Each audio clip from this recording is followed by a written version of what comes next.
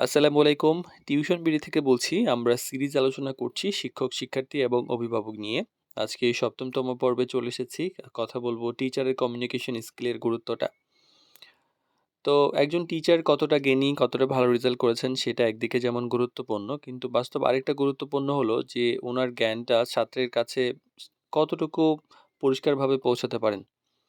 তো শিক্ষা যে শুধু জানার বিষয় তা কিন্তু নয়, শিক্ষকের মূল বিষয় হলো বোঝানো। তো কমিউনিকেশন স্কিলটা কি এইটা একটু বোঝার চেষ্টা করি যদি। যে আসলে অনেকে মনে করেন যে কমিউনিকেশন স্কিল মানে সুন্দরভাবে কথা বলা। আসলে এর বিস্তৃত কিছু অর্থ আছে। এর মানে হলো জটিল বিষয় সহজ করে বুঝিয়ে বলতে পারা, পরিষ্কার করে ব্যাখ্যা করতে পারা, ছাত্রের মানসিকতা বুঝতে পারা, ধৈর্য ধরে শুনতে পারা, উৎসাহ দেওয়ার ক্ষমতা। অর্থাৎ এই যে টোটাল ইন্টারেকশন, মানে ইন্টারনাল যে কমিউনিকেশন ২ জনের মধ্যে, স্টুডেন্ট এবং আ শিক্ষক, সেই ব্যাপারটাই হলো একটা কমিউনিকেশন স্কিল টোটাল প্যাকেজ। তো এইটা কেন গুরুত্বপূর্ণ? আমরা আসলে আলোচনা করছি আসলে একজন গার্ডিয়ান কিভাবে শিক্ষক নির্বাচন করবেন এই প্রসঙ্গে। আমরা খুব শীঘ্রই টিচারদের ব্যাপারেও আলোচনা করব যে একজন টিচার কিভাবে নিজের কমিউনিকেশন স্কিল বাড়ায় নিতে পারেন। তো এটা গুরুত্বপূর্ণ এই কারণে যে বুঝতে না পারার সবচেয়ে বড় কারণ হলো যে ব্যাখ্যার সমস্যা। অনেক ছাত্র অনেক সময় বলে যে, "স্যার ম্যাডাম অনেক ভালো, রেজাল্ট অনেক ভালো। কিন্তু উনি বুঝাইতে পারছেন না। উনার ক্লাস আমি বুঝতে পারছি না। হয়তো উনি অনেক ভালো একাডেমিক ইয়েতে, উনি নিজে সাকসেসফুল বাট আমি বুঝতে পারছি না। আচ্ছা, আবার এমনও হয় যে আ এইটা গুরুত্বপূর্ণ এই কারণে যে এইটা হলে কি যে একজন টিচার স্টুডেন্টকে সহজভাবে বুঝাইতে পারেন। বারবার বুঝিয়ে দেন। আবার প্রশ্ন যখন করা হয় উনি প্রশ্নকে ওয়েলকাম করেন এবং ভালো করে এক্সপ্লেইন করেন। ফলে ছাত্র আ এটা আগ্রহী হয়, পড়াশোনায় মন বসে বেশি। আবার কমিউনিকেশন স্কিল ভালো থাকলে হয় কি যে প্রশ্ন করার পরিবেশ তৈরি হয়। তো দুর্বল কমিউনিকেশন স্কিল হলে কি যে ছাত্ররা প্রশ্ন করতে ভয় পায়, ভুল হলে লুকাতে চায়, নীরব থাকে।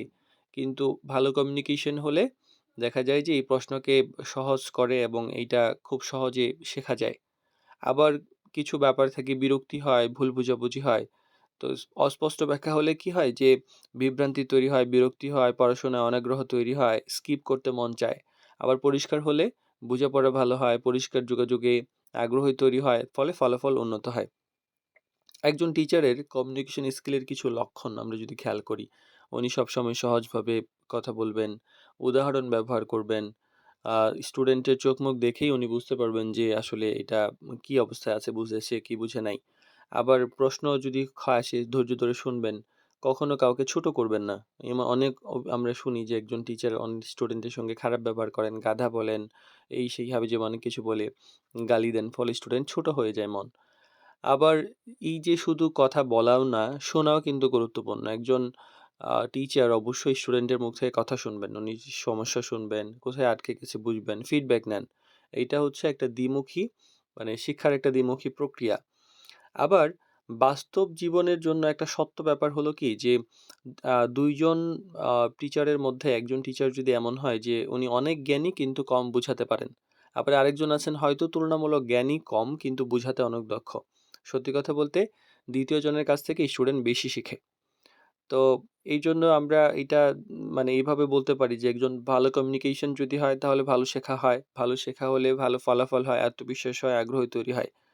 তাই টিচার নির্বাচনের যখন টিচার আমরা নির্বাচন করব, অবশ্যই আমরা শুধু যে ডিগ্রি রেজাল্ট এগুলাও না, বা কোথা থেকে পড়াশোনা করেছে এগুলোও না, বরং উনি কিভাবে কথা বলেন, আসলে বুঝেন কিনা এবং সেটা বুঝাতে পারেন কিনা সেটা আমরা লক্ষ্য করব ইনশাআল্লাহ।